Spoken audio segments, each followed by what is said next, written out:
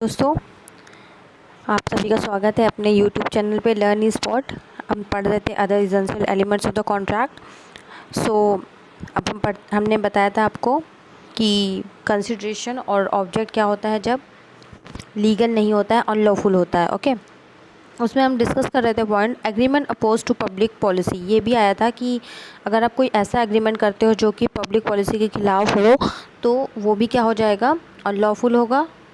Okay, और क्योंकि उसका ऑब्जेक्ट क्या होगा, लीगल नहीं होगा, अनलॉफुल होगा, कंसिडरेशन भी अनलॉफुल है। तो पढ़ते हैं क्या क्या क्या है जो एग्रीमेंट्स जो कि पब्लिक पॉलिसी के खिलाफ हैं।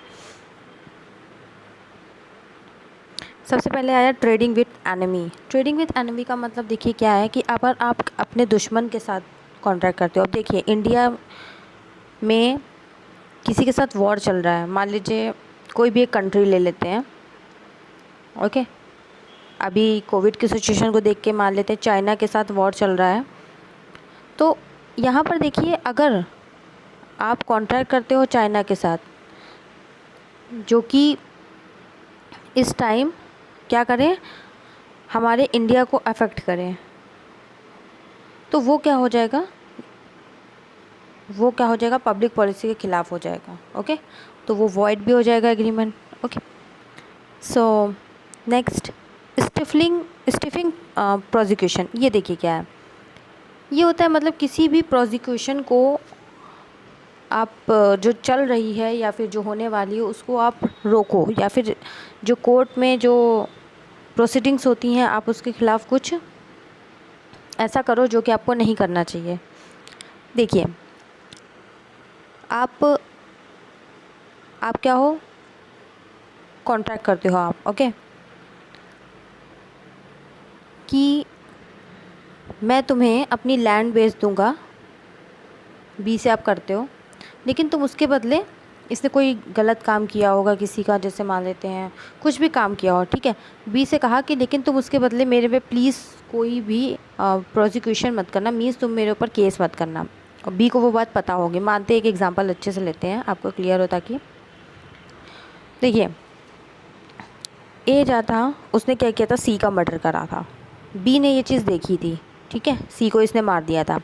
अब ए ने इसको क्या कहा कि मैं तुम्हें अपनी एक लैंड दे देता हूँ, लेकिन तुम उसके बदले में प्लीज़ प्लीज़ मेरे अगेंस्ट सूट फाइल मत करना, मतलब केस मत करना। अब देखिए मर्डर जो करना है, क्या वो बताइए, वो तो पब्लिक पॉलिसी के खिलाफ है। ओके, क्रिमिनल लॉ में आ जाता है। तो यहाँ पर ये देखिए ये जो हुआ ये स्टिफिंग प्रोसिक्यूशन के अंदर आ जाएगा। और क्योंकि एक इसमें ऑफेंस भी होते हैं, मैं आपको एक और टर्म बता दूँ। एक होता है कंपाउंडेबल ऑफेंस, एक होता है अनकम्पाउंडेबल ऑफेंस। देखिए कंपाउंडेबल ऑफेंस वो होते हैं जैसे आपके ऊपर पहले से ही कुछ केस चल रहा है और आपने एक और कोई गलती कर दी जो कि केस जिसके ऊपर बन सकता है। तो क्या होता है कि अगर वो ऐसे ऑफेंस हैं आपने करे हैं जो कि कंपाउंड, मतलब कि आपकी सारी गलतियों को मिला के, कहते नहीं कॉम्प्रोमाइज़ कर लेना, लाइक आपने 10 गलतियाँ करी हैं, आपको सिर्फ जुर्माना हो रहा है, मान लीजिए आपको जेल नहीं हो रही है, आपको सिर्फ उसमें पेनल्टी पे करनी होती है, फ़ाइन पे करना होता है, ठीक है। मान लेते सब में 5-5 लाख रुपए का ऐसा था, 5-5-5-5-5, आपने 10 गुना करे तो 5-5 लाख करके कितने हो गए, 50 लाख हो गए। अब क्या हुआ कि आप कंपाउंडेबल ऑफेंस क्या होता है कि 50 लाख की जगह मान लेते हैं कोर्ट ये कह देगी कि ठीक है आप 30 लाख में सब कुछ ख़त्म करिए, रफा दफा करिए केस को, जिसे कहते हैं ख़त्म करते हैं। तो ये होते हैं कंपाउंडेबल ऑफेंस। अनकम्पाउंडेबल ऑफेंस क्या होते हैं, देखिए मोस्टली क्या होता है, अनकम्पाउंडेबल ऑफेंस होते हैं जिसकी सज़ा जो होती है वो आपको मिलनी ही मिलनी है। ओके, ये थोड़े जिसे कहते हैं कॉग्निजेबल ऑफेंस होते हैं जो कि ज़्यादा घातक होते हैं, जो ज़्यादा सीरियस मोड पे होते हैं।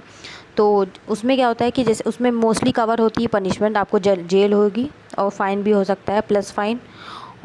ओके, या फिर खाली पनिशमेंट। लेकिन पनिशमेंट जैसे आ गई आपको जेल होगी तो वो अनकम्पाउंडेबल में आ जाता है, ठीक है। आप ये नहीं कह सकते कि पैसा दे के मैं रफा दफा करूँ, ओके, मामले को ऐसा नहीं होता है।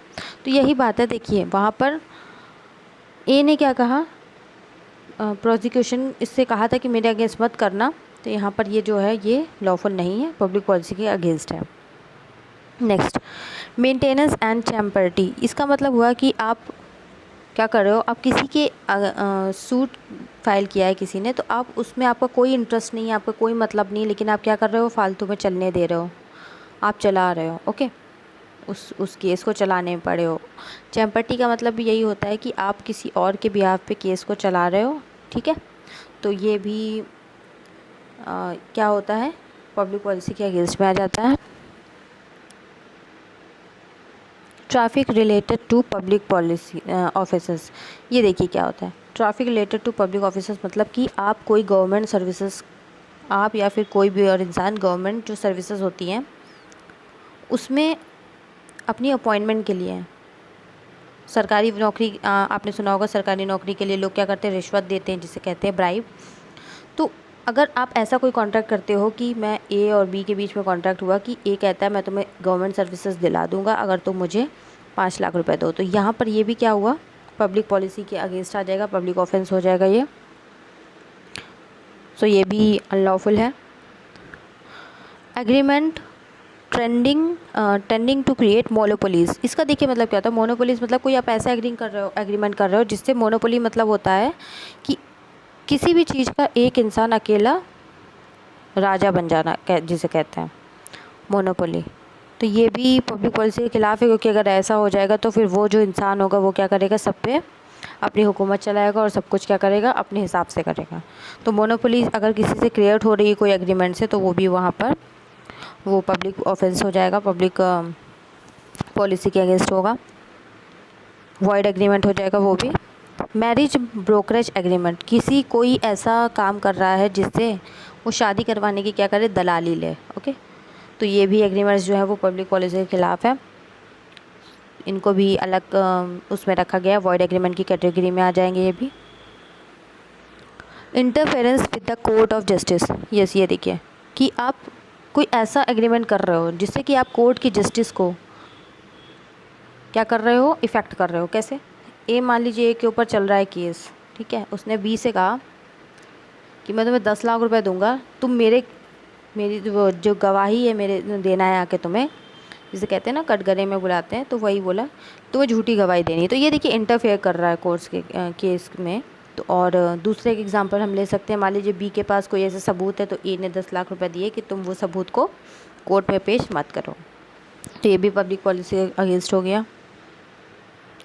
इंटरेस्ट अगेंस्ट ऑब्लिगेशन, इसका मतलब हुआ कि आपका कोई ड्यूटी है लेकिन आप क्या कर रहे हो, उसको साइड में रख के अपना इंटरेस्ट देख रहे हो। जैसे देखिए, मान लीजिए एक प्रिंसिपल है, उसने अपने एजेंट से कहा कि तुम जाके गुड्स बेचो और उससे जो पैसे मिले तुम मुझे ला के देना, ठीक है, गुड्स से जो पैसे मिले कैश मुझे देना। तो एजेंट ने क्या किया, गुड्स तो जाके बेचे, मान लेते हैं उसने 5 लाख के गुड्स दिए इसको, उसने एजेंट ने क्या किया, उसको 10 लाख में बेचा। लेकिन एजेंट ने क्या किया, उसको सिर्फ और सिर्फ 7 लाख रुपए दिए, 3 लाख अपने पास रखे। तो यहाँ पर देखिए क्या हुआ, इसकी ड्यूटी थी कि वो पूरा 10 लाख दें उसे, क्योंकि प्रिंसिपल जो होता है वो एजेंट को सैलरी भी देता है या कमीशन दे सकता है, ओके। तो कमीशन तो दे ही रहा था, इसके बाद इसने क्या किया, एक कह सकते हैं एक घपला किया, एक फ्रॉड किया। तो यहाँ पर ये भी पब्लिक पॉलिसी के अगेंस्ट में रखा गया है। जो ऐसे काम आप करो, जैसे एक और ले लेते हैं, मान लेते ए है, कोई मैनेजर है, तो उसने कहा कोई एक पार्टी, मान लेते हैं एक्स पार्टी है, इससे कहा ठीक है कॉन्ट्रैक्ट तो हो जाएगा तुम्हारा कंपनी के साथ, लेकिन उसके बदले में तुम्हें मुझे क्या करना पड़ेगा, 10 लाख रुपए देने पड़ेंगे। तो ये देखिए 10 लाख रुपए जो ये ले रहा है, ये देखिए अपने इंटरेस्ट में ले रहा है, जबकि कॉन्ट्रैक्ट किसके साथ हो रहा है, कंपनी के साथ हो रहा है। तो वो सिर्फ कॉन्ट्रैक्ट कंपनी के साथ करने में ही क्या कर रहा है, 10 लाख रुपए ले रहा है। ये क्या कर रहा है, अपने इंटरेस्ट के लिए ले रहा है, जिसे कहते हैं ब्राइब कह रहे हैं। फिर कंसिडरेशन अनलॉफुल इन पार्ट, देखिए ये क्या बोला इन्होंने कहा कि भले ही आप कंसिडरेशन जो आप ले रहे हो अनलॉफुल इन पार्ट, मतलब आप उसका एक पार्ट ही खाली अनलॉफुल हो। मान लीजिए कोई एग्रीमेंट है जो 3-4 फेजेस में हो रहा है, उसके 3-4 फेजेस हैं, 1 2 3 4, उसका सिर्फ एक पार्ट जो है बाकी वैलिड है, लेकिन सिर्फ एक पार्ट क्या है, अनलॉफुल है। तो वो भी क्या हो जाएगा, पूरा का पूरा डिक्लेयर कर लिया जाएगा, वॉइड एग्रीमेंट में आ जाएगा। अगर एक पार्ट भी उसका अनलॉफुल है, इलीगल है, तो यहाँ वो पूरे में वॉइड डिक्लेयर कर दिया जाएगा, okay. So this was all about, I hope आपको अच्छा लगा होगा ये सेशन।